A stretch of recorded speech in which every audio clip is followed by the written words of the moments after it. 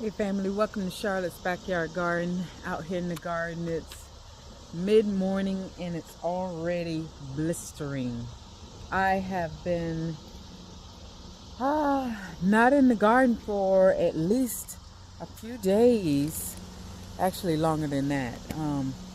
It's just been, I've been in the hustle and the bustle, had a whole lot going on over the 4th of July weekend, but I have got some harvesting to do. I have got to get that done. I see tomatoes that are ripe, that are blushing. Okra needs to be picked. I've got so much to do, and I don't want to lose any of my hard work. So, yeah, we're going to get started with some harvesting out here today and see what we're working with and see how the Lord has blessed us. And I see abundance. I see abundance, and I'm ready to get started. Come on, let's go picking with me.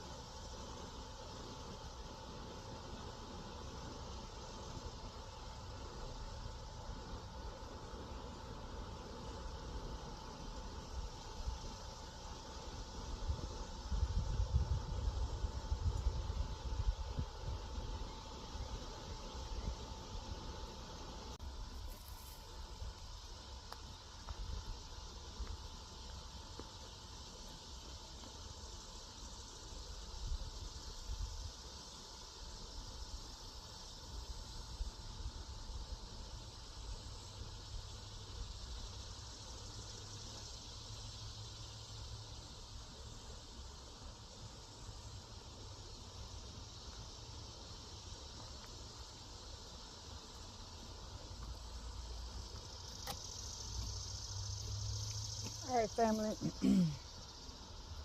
We got some okra that we're about to harvest, and I have let them go too long.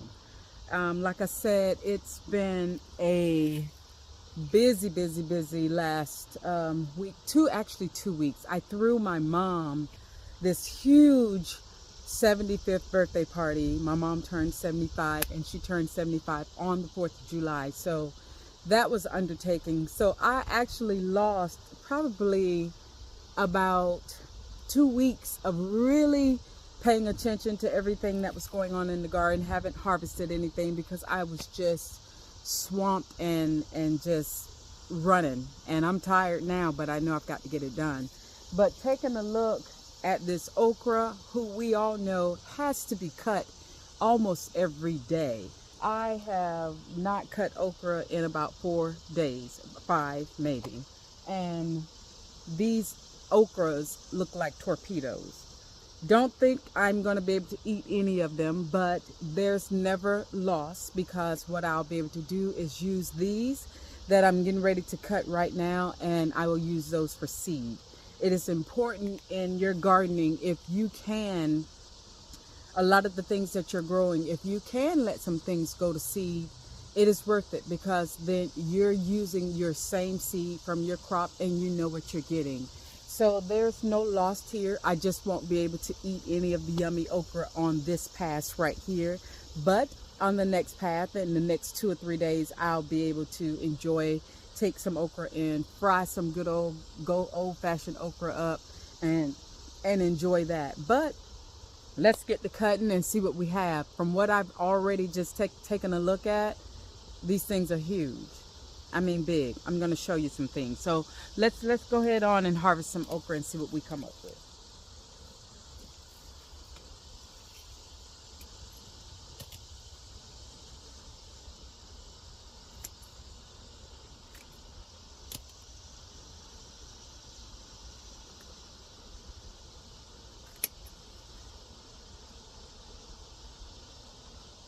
That okra is huge from my tip to here. So that's way too big.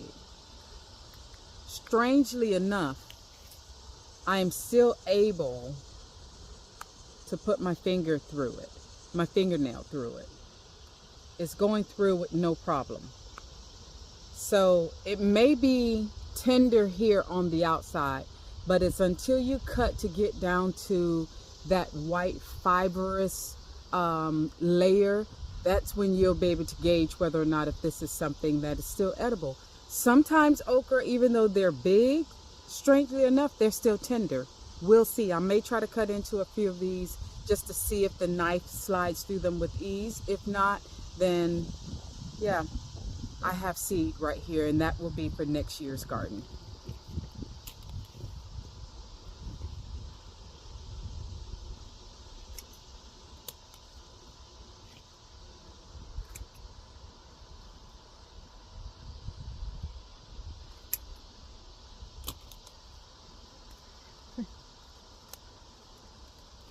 Oh my goodness.